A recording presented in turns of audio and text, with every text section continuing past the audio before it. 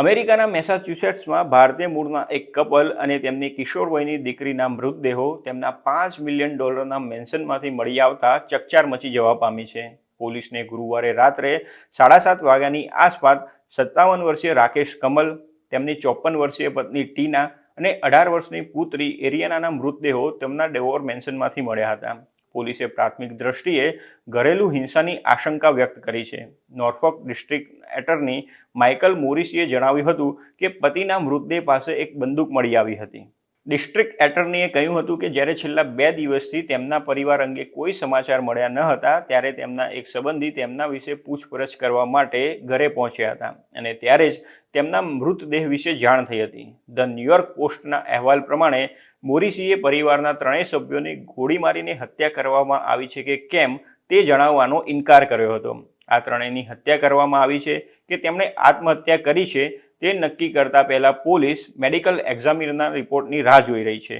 ભારતીય મૂળના રાકેશ કમલ અને તેમની પત્ની ટીના એડ્યુનોવા નામની એક એજ્યુકેશન સિસ્ટમ કંપની ચલાવતા હતા. જોકે બાદમાં કંપની બંધ થઈ ગઈ હતી અને તેમણે નાદારી નોંધાવી હતી. રાકેશ કમલ અને ટીનાની કંપની 2021માં બંધ થઈ ગઈ હતી. 2016માં આ કંપની શરૂ કરવામાં આવી હતી અને કંપનીની વેબસાઇટ પ્રમાણે ટીના કમલ તેના ચીફ ઓપરેટિંગ ઓફિસર હતા.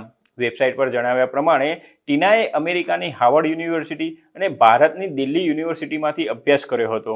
તેઓ ગ્રેજ્યુએશન અને ટેકનોલોજી ઇન્ડસ્ટ્રીનો 3 દાયકાથી વધુનો અનુભવ ધરાવતા હતા. તેઓ અમેરિકન રેડ ક્રોસ ઓફ મેસાચ્યુસેટ્સના બોર્ડ ડિરેક્ટર્સમાં પણ સામેલ હતા. એડ્યુનોવાની વેબસાઇટ પર મૂકવામાં આવેલી બાયોગ્રાફી પ્રમાણે ટીનાના પતિ રાકેશે Boston university, MIT Sloan school of management અને સ્ટેનફોર્ડ યુનિવર્સિટીમાંથી અભ્યાસ કરેલો હતો. આ ઉપરાંત તેમાં તે પણ કહેવામાં આવ્યું હતું કે એડ્યુનોવામાં જોડાયા તે પહેલાં તેમણે એજ્યુકેશન કન્સલ્ટિંગ ફિલ્ડમાં ઘણી એક્ઝિક્યુટિવ પોઝિશન સંભાળી હતી. જ્યારે તેમની પુત્રી એરિયાનાની પ્રોફાઇલમાં જણાવ્યા પ્રમાણે તે મિડલબરી કોલેજમાં ન્યુરોસાયન્સમાં અભ્યાસ કરતી હતી. રાકેશ કમલે 2019માં મેસાચ્યુસેટ્સમાં $4 મિલિયન 19,000 સ્ક્વેર ફૂટનું ભવ્ય મેન્શન ખરીદ્યું હતું, જેમાં 11 બેડરૂમ હતા. જોકે તાજેતરના વર્ષોમાં આ ધનાઢ્ય દંપતી નાણાકીય સમસ્યાનો સામનો કરી રહ્યું હતું. ટીનાએ સપ્ટેમ્બર 2022માં ચેપ્ટર 13 નાદારી નોંધાવી હતી, પરંતુ અપૂરતા દસ્તાવેજોના કારણે 2 મહિના પછી તેમનો કેસ બરતરફ કરવામાં આવ્યો હતો.